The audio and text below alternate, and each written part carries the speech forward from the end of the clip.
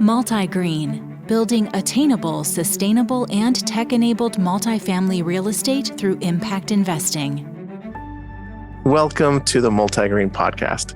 I'm your host, Randy Norton, and today we'll be speaking with Principal and the Director of Research at Zelman Associates, Dennis McGill. In this role, Dennis is responsible for the development and oversight of the firm's macro and company-specific research. This includes the apartment, building products, home building, home center, mortgage, and single-family rental industries. Dennis is also the author behind most of the firm's macro, demographic, home center-based research, and speaks in data. Enjoy our conversation. Dennis, thank you for being with us today. I know that you've been working with Ivy for a very long time. Tell us how that all came together. Yeah, somewhat luck. I'm from Michigan originally, the Detroit area. Went to the University of Michigan and was finishing up my undergrad actually knowing that I was going to be going back for a graduate degree. So I had more of an internship summer ahead of me and sort of backdoored into an internship at Credit Suisse First Boston, which is where Ivy was at. And I interviewed with her team and got placed part of the time in New York, part of the time in Cleveland, where she had actually already relocated to be with her family and did, I guess, a good enough job to warrant a full-time offer back to the firm that is. And then Ivy requested that I be brought back onto her team. So we've been working together for over 20 years, ironically never in the same city. She's always been Cleveland and I've been in New York. So the work from home transition for our team and for us in particular was, pretty straightforward. Just matured from there as we had Credit Suisse and then left Credit Suisse in 2007 to start up this company. That was right at the peak of the last crisis, or certainly some interesting papers that you guys came out back in 2007. Can you explain that transition and the timing of the market? Yeah, it wasn't, I wouldn't say it was actually tied to the market falling, but a lot of people in the early stages of us planning thought that it was, poorly timed because they looked at it as we were, to some degree, home building analysts, and the home building stocks were under tremendous pressure. Their market caps were probably down 60, 70, 80%, and they're not big market caps to begin with at that time.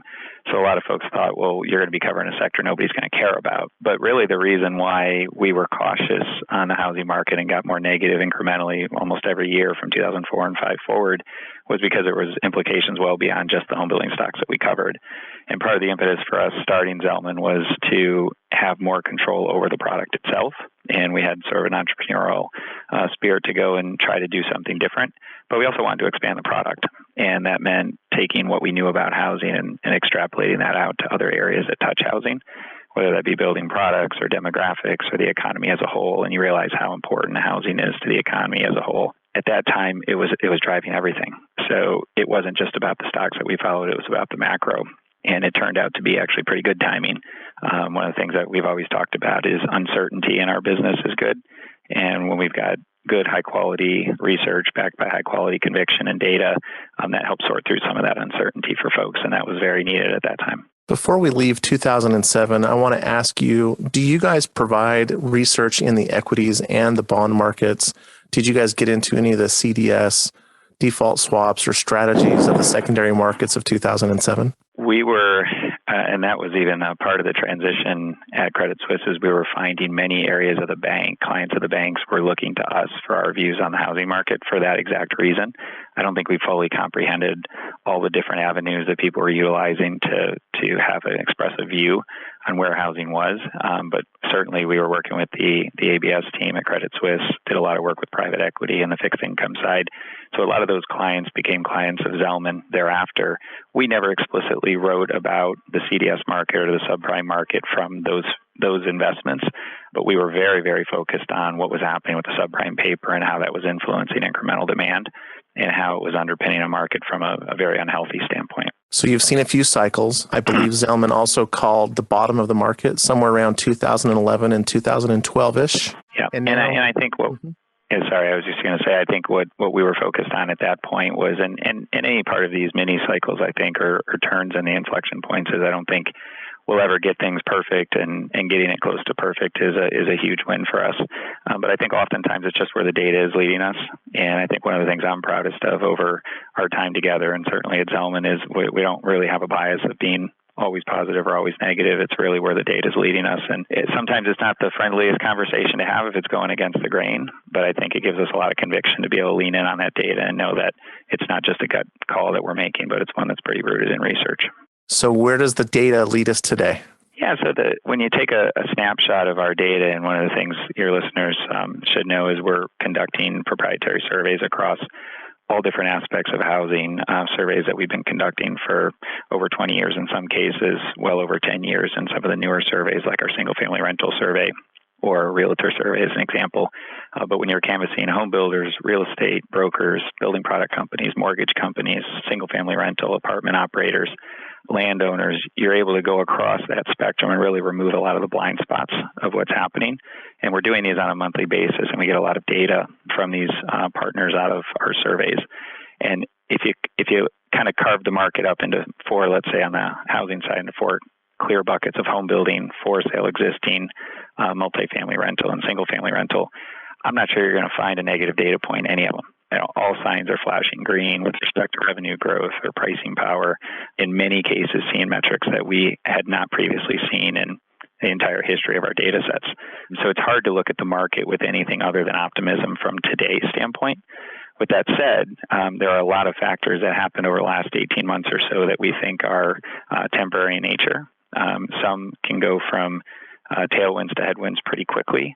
And there's a lot of yellow flags as we're talking about as we look across these sectors, and they're a little different within each of them. But I think if I were to just start with a high-level overview of it all, some of the pandemic effects, some of the government fiscal stimulus, some of the things that are just very atypical of not having to pay your student debt, eviction moratoriums, foreclosure moratoriums, the one-time payments, the extended employment benefits, you can go on, things that were very atypical the last 18 months.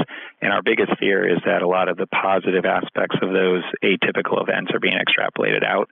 And for the first time in quite a while, we're seeing all aspects of housing lean pretty heavily into the development side. And we're seeing the early stages of what's probably going to be an overbuild cycle. And I think it comes a lot sooner than most people in the market are talking about. How soon? Well, the one benefit I guess you have is in the very near term, you've got supply chain bottlenecks. So if a builder wanted to start a home today, in the past, they might have been able to deliver that sort of entry-level first-time move-up home, particularly in the production market, back to the consumer in 4 to 6 months. That's probably at least 50% longer today, if not more. And in many cases, the builders don't have enough visibility to even be willing to sell the home to the consumer on a to-be-built basis. So you're seeing a lot of spec activity controlling the process for longer than they normally would, and then hoping to sell it later. So right now, you've got that limiting some of the supply that would otherwise be coming to market quicker. And just in general, when you think about multifamily, obviously has a longer build cycle, some of the single-family for rent communities as well. And then even on the builder side, getting land approved and into the production cycle and back to a community can take some time. So we're seeing backlog units that are under construction that are at multi-decade highs. We're well past where we were even in the 04-05 period. And the change in backlog from 20 to 21 was one of the biggest we've ever seen, both percentage-wise and unit-wise. So you're going to deliver that product. It's going to be coming over the next 12 to 18 months at an incremental pace, and probably more thereafter when you look at the behavior that builders and both multifamily developers and single-family rental developers are looking at on the land side as well. Most are leaning into the argument that we're at a supply deficit. So you can build above average for a long period of time before that gap closes. We've done a lot of work to think that argument around the supply deficit is actually pretty uninformed. Yeah, I read numbers, whether you're looking at the Harvard Joint Center for Housing Studies, if you're looking at the National Association of Realtors or other reports, ranging from a 4.6 million unit deficit to a 5.2 million deficit to a 6.8 million unit deficit, and that's kind of the range. Are we way off? We think that's way off. I look at this a couple different ways. So if you go back to the end of 19, before the pandemic effects became so prominent, we were looking at home price appreciation that was around 4%. It was the softest year that we had since the recovery started. Multifamily rent growth was in the, call it 2.5 range, probably a little better than that in suburbia, a little weaker than that urban. That was actually trailing wage growth at that time. Single family rents were a little bit stronger, but nothing off the charts, 3.5%, 4%. So you kind of look at all of those numbers and say, if we were in such a supply deficit before the pandemic, why were those numbers decelerating? Why were they below average when you think about it versus wage growth? Why wasn't there this bubble up effect at that point? If it was such a big number, how would the market ever let those numbers decelerate? So that's one kind of angle of thinking about it. And then you connect that with, well, what's happened since the pandemic from a household formation standpoint? Let's talk about all the things that drive household formation. Immigration is a huge component of household formation, and it's cratered. We've had way more deaths than you would have expected. That takes a lot of households out of the picture that otherwise would have been there. Young adult employment is a big factor. That's a couple million shy of where we were before the pandemic. You've got more young adults living at home by a little bit relative to 2019 before the pandemic as well. So from a pure household formation standpoint, it's really hard to argue that the pandemic created demand. It created secondary demand, non-primary demand, second homes, investors. There's a lot of transitory buyers, and there are a lot of effects that kept people in their home, like eviction moratoriums in particular, that otherwise wouldn't have been the case. So those effects are very real, and we're going to have to anniversary those, and we haven't even gotten into the fiscal stimulus and those types of things. But all of the analyses that I read, the thing that just really dumbfounds me is that no one seems to take into account that we overbuilt last decade. They look at it and say, well, we've, quote, underbuilt for the last 10 years. And that inherently suggests that 10 years ago, we had a perfectly balanced supply-demand picture. And here we were coming out of the great financial crisis, which was caused by housing. The decennial census data in 2010 had more vacant units as a percentage of stock by a wide margin than we've ever seen before in the country. That, by definition, is excessive capacity. And it took a long time to burn that off because it was so high. That's why starts were under normal levels through most of last decade. It wasn't until you got into the end of last decade, by our math, 2018-19, we're even close to a normal level of vacancy. So the idea that we're starting in a hole, I think, is just totally misplaced. If you think about housing supply and demand in the vacancy way, like most rental landlords would, we think of it that way for all housing. Demographics. So in real estate, there's a saying that everyone uses. They say location, location, location. Here internally at MultiGreen, we say demographics, demographics, demographics, and demographics and jobs really drive the demand. Are you a demographer, and does your firm follow the demographic theory in real estate? So I've been called a demographer. I wouldn't say it's the most flattering term, and I would probably insult most true demographers to call myself that. But I do a lot of demographic work as it relates to our research, particularly on the macro side, and how it all trickles through the different components. I spend a lot of time on it, one, because it helps differentiate single family for sale, single family for rent, and multifamily. I think there are a lot of very clear demographic factors that dictate where people live and why they live there, what type of asset they choose. So if you really want to understand where the demographics are going to drive choice, you have to peel it apart. And you can never look at demographics in total. You always have to look at it as age-based and circumstance-based. So we do a tremendous amount on demographics, and I sort of lead that charge for our firm. And I do think it's one of the things that just is massively misunderstood with what it means for incremental housing supply. Nearly all of those analyses you spoke of earlier will talk about some level of size of the population. I see it all the time in the public company presentations. We're a bigger population today than where we are in the 70s, and so that means we should build more. It's just dead wrong math.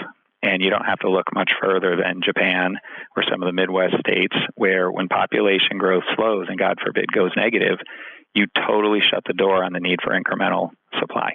It's a very simple concept when you boil it down locally. If you had a local city or town and it had 100 people in it and 10 of those people left, you wouldn't think you'd have to build another house, right? If nobody left and everybody was already living somewhere, you wouldn't think you'd have to build another house. But why do we make that assumption at the macro level that less growth means more supply? It's not about the size of the population. It's about the incremental growth of the population. And more directly, the incremental growth of households, which that connects that population and all the factors underpinning it. A 70-year-old means something different than a 20-year-old when you think about household formation. So we're very confident in the math and the way that we think about it. There's a very common misunderstanding, I think, in the way that it's presented. And unfortunately, I think it's the industry sort of talking itself into the supply deficit and the need to go build. And like any good cyclical industry, we will overbuild at the top and convince ourselves of the need of it at the time and then look back in hindsight like we did looking back on the 05, 06 period and say, oh, geez, wonder why everybody didn't see that one coming. But humans like to get locked into kind of the present day and extrapolate it out. Do you think that the for sale product should be treated differently than the for rent product, or even the different area median income levels if you're looking at a mortgage or a more attainable for rent product? How do you analyze that? Well, we do spend a lot of time, so we probably come at this a little bit differently in that we spend a lot of time thinking about the demographic impact on the type of housing, and principally single family versus multifamily. The way we really split it up is single family, multifamily 5+, multifamily 2 to 4, and manufactured housing. And those last two buckets, multifamily 2 to 4, manufacturer, have actually been shedding share for some time to the more traditional multifamily and single family. So that is something you have to take into account when you think about total housing supply. But we do start there well before we ever think about own versus renting, because what we've found is consumers first decide what type of space they need, and they then go find the type of house that fits that and fits their budget. So very rarely will you find a family of 6 in a very urban setting with 1 bedroom, right? That's, if it is, it's because it's a clear affordability challenge. But for the most part, as families grow and they need more space, they go find housing that can provide enough space for their family. And if that is a situation where they can't afford to own it, they'll do one of two things. They go a little bit further out and find a cheaper for sale home, or they'll find a rental. And so those things tend to be downstream for us, own versus rent. I don't think there's really any reason to look at the markets different. The demographics certainly impact them differently. And for example, as we go through this waterfall analysis of tearing apart all the different age cohorts, and we split them into 7 different buckets of, are they married with children, married without children, living alone, living with a roommate without child, et cetera. Then we start looking at those are much more predictive of what type of asset they would want. So our view is over the next decade, multifamily traditional still takes a little bit more share, even though you've got an aging of the population that tends to be positive for single family. And the reason is you tend to see, or we're seeing this trend of people living alone at a similar, if not slightly higher rate. You're seeing fewer marriages, fewer children, which tends to skew more to multifamily as well. So you can, I think, solve a lot of the puzzle with the demographic piece, but then you also have some things like the pandemic or other things happening macro-wise that you have to layer on top of that as well. So I'm going to give you a very open-ended question, and this can be interpreted many different ways. Are we in a housing crisis today? So I'll take that a couple ways. That's an interesting way of phrasing it. Going back to my point in 1819, kind of the pre-pandemic, when the word crisis was being used most often, it was an affordability crisis, and particularly for sale. And at that time, we actually were making the argument that that was an overblown argument, that it was being used a lot. It was being used in a lot of different areas of the media. But when you looked at the cost of a mortgage payment versus income, it was actually pretty attractive versus history. We don't believe that today, given the amount of home price appreciation that's happened in the market. But it's funny that if you were to kind of do a Google News search, I bet you see more affordability crisis headlines then than you do now, even though it's dramatically less affordable today than it was then, particularly with the recent increase in rates.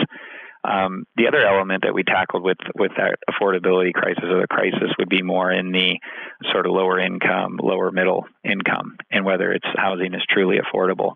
And we did find much more pressure looking at renter households than owned households over time, particularly among younger age cohorts. And I think there's a very real argument to be made that housing costs, whether it's for rent or for purchase, have been escalating more than lower incomes and middle incomes. Maybe that's changing a little bit lately, but not by enough to matter. And I think this is an argument or a discussion that can go in a lot of different directions. I have a bit of a biased view on the whole discussion around affordable housing, where I think there's too much of an onus and pressure put on housing as an industry to solve it, when it's a collective problem. It's not just about, is there a market rate house that somebody can afford to carry and still live a decent living, but what else is pressuring that income? Healthcare costs, educational costs, childcare costs. What else is not helping the income side? If income growth is only 2%, or let's say it's even less than that in some cases over time, it doesn't matter what you do from a housing standpoint, you're always going to be inflating more than the one. So you can sit there and solve a problem today by putting a bunch of affordable housing in the market, But if housing costs continue to grow at 3, 4, 5% and incomes are flat, you're going to be in the same problem again 4 or 5 years from now. So I keep looking at it and saying, well, why does housing have to be the residual? Why is housing the one that has to take all the blame? Mostly it's because it's a big number. It's 30% of people's cost of living overall. And so you look at it and say, well, geez, that's a big number. We need to bring that down. But what about all the other factors that go into it? Let's talk about inflation and the living standards and the costs that are really attacking the housing industry and all those variables that you just mentioned. With all that's going on in the world today, inflation is going to take place. Is that a good thing or a bad thing for the real estate industry in general? And is that a good thing or a bad thing for an owner versus a renter? So I think I'd answer that in two ways. If inflation is a catalyst for aggressive monetary policy, tightening monetary policy, and rates are going up, I think net that's bad for real estate. I think it would be naive to argue that falling interest rates, which were a catalyst for a lot of home buyer activity, a lot better affordability, driving home prices up, a catalyst to bring cap rates down. If all of that is intertwined with lower rates, I don't believe in the argument that rates can go up and, well, that will be good for asset values. I think very directly, higher rates will be bad for overall real estate. You could start getting into relative arguments. Well, is it relatively better than something else? Maybe, but if everything's falling, I think real estate's going to fall along with it. The other element of that is just back to, well, if inflation is going up more than wages and you're starting to see net cash flows under pressure, I look at housing as one of those big ticket discretionary type things. And there's not a discretionary good that you would argue is going to be better off if cash flows are under pressure for the average household, particularly housing and particularly for rent, which has a skew towards that middle income. It's a very, maybe it's a different way of thinking about it, but we were using the opposite analysis back when tax rates were changed in 2017 and the mortgage interest deduction was taken away, or at least heavily limited. And the argument many were making at that time was that, well, home prices are going to get crushed because now you can't deduct your mortgage interest. And we looked at it and said, well, wait a minute, if you look at something like, I can't remember the number, 85, 90% of households at that time, their cash flows were going to be better when you netted it all out, when you took into account the lower rates and the change in deductions. And we said, well, better cash flows is always going to be good for a discretionary good like housing. And home prices, as you know, went up pretty healthy clip, and we didn't see any correction at all related to that. So I focus more on kind of that netting effect and the idea that I think we'd always want the consumer to have more cash in their back pocket. If inflation's taking cash out of their back pocket, that can't be good for a discretionary good. Can we just continue on this theme of demography and labor? The demographics of labor say that we have a shortage, and that's also affecting our supply chain and our ability to even build. Does that resonate with you and your analysis? I think you hear a lot of that, and I think it's very real today. You've got the aging of the workforce, and you've got the younger adults have not backfilled the same way prior generations have. And I go back to the immigration discussion as well. Immigration has been a pretty heavy overlap with construction labor. We looked at this a couple of years ago, but I want to say, aside from leisure services, so hotel support and things of that nature, construction was number 2 with having the most overlap with immigration labor. So the fact that immigration is down pretty significantly is certainly disproportionately impacting construction, as is the fact that it's pretty hard work, and a lot of times it's outside, particularly in the areas of the country that are growing. It tends to be pretty hot in the summer, and it's not that great of a job. So you are seeing pressure. I think that's very real. Now, whether that's a longer-term problem or not really goes back to the idea of just generally, if our population growth is under pressure and it's more meager and we don't need to build as much, then yeah, we're going to have a less of a labor supply, but we're also going to have less of a labor need if normalized housing production is going down over time. I can't say any time in the next 6 or 12 months that you'd imagine that it's going to get any easier on the trades. And part of the challenge, too, is some of the byproduct of the government stimulus programs has actually taken people out of the workforce, some intentionally, some unintentionally. And that's something that probably doesn't solve itself. If you had 18, 24 months of people being out of the workforce, it's going to take some time to both stimulate that to come back, but also to train. My last question for you today, if you had 2 strategies, something to go long and something to go short with, just generally, what are those themes? What would you look at? Yeah, I think within residential housing, the opportunity is starting to close a bit, but I had the same question maybe 4 or 5 months ago, and my answer was urban multifamily, because I think that the idea of the suburban shift from the pandemic, I think that was a pull forward of a lot of activity, and you gutted the urban core of a lot of families that probably would have left in 22, 23, 24. And you left behind a lot of capacity that had to be filled up by younger adults, and that seems to be happening right now. And I think that there hasn't been a big supply push as far as from a start standpoint. So you look out over 12 or 18 months, I think the supply coming to the market will predominantly be expanding in the suburbs, both multifamily and single family. So I like that supply-demand picture a little bit better. Doesn't mean we feel like it's going to be a great area of the market, but I do think, relatively speaking, it probably is better. I think the further out you go in the suburbs, the more concerned I'd be. That's where you're seeing a lot of really aggressive land bidding activity because you're competing entry-level home builders with build-for-rent capital. And I think some of that is relatively new capital that maybe thinks we're at a different point in the cycle than we do. Now, if we're in the early innings or mid-innings, then that capital will be just fine. If we're really in the late innings like we think we are, particularly from supply, and that's going to be the hardest hit area like we saw last time as well. So it's kind of maybe a little bit contrarian, but it's the inverse of what we saw from the pandemic effect. And I think the supply has followed the obvious movement out to the suburbs, and unfortunately in a too aggressive way from our perspective. Dennis, this theme of attainability is our season 1 podcast. What does attainability mean to you? Oh, good question. So I guess from a housing perspective, I'd think about attainability as being probably able to attain a type of housing that just fits the work ethic that somebody has and the income that they've put into their community. I think what you read about and want to make sure doesn't continue to evolve is people being pushed out of their community because there's a disconnect between incomes and housing costs. And I think many of the middle America households work incredibly hard to be able to live where they live. And I think as long as they're working hard and they're gaining that income growth, hopefully that's matching up with their housing costs, and it continues to be a one-for-one relationship. Dennis, you are articulate, you are numerate, and you are certainly literate. Thank you for bringing those characteristics today to the podcast. Thank you, Randy. I appreciate you having me. Thank you for listening. Join us as we build 40,000 attainable, sustainable, and tech-enabled multifamily homes by 2030. And if you like the content you're hearing, hit the subscribe button. Follow us at Think MultiGreen and sign up to learn more at www.multi.green.